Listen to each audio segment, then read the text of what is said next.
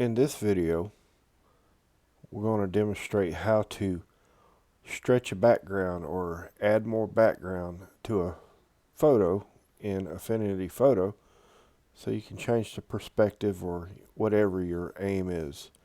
It's very simple to do and it doesn't take very long. So the first thing you want to do is make sure your background's unlocked.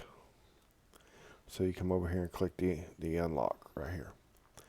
Alright, next thing you want to do is you want to crop your picture. So you can do that by pressing the letter C or simply your crop tool right here. I'm just going to press the letter C. And I'm going to pull this up here about like that. And you can either click apply right up here or you can just press enter. Okay, now we have the area that we're going to stretch this background into. So let's first go over here and get our select tool, the rectangular select tool. And the area I want to grab is the water line to the beach right before the imprints. And we're just going to make this just like that.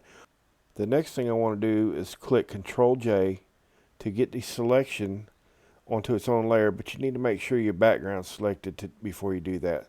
And then it's Control J, and you'll notice up here it's on its own layer. So if we turn this picture off, you see what we have. Let's turn that back on.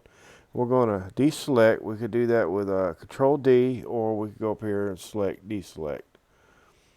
So I'm just going, for now, I'm going to turn this off. I'll grab my move tool and we're going to stretch this up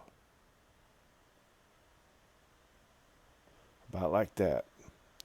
And now I'm going to turn my picture back on, and we have a little bit different perspective on everything now, don't we?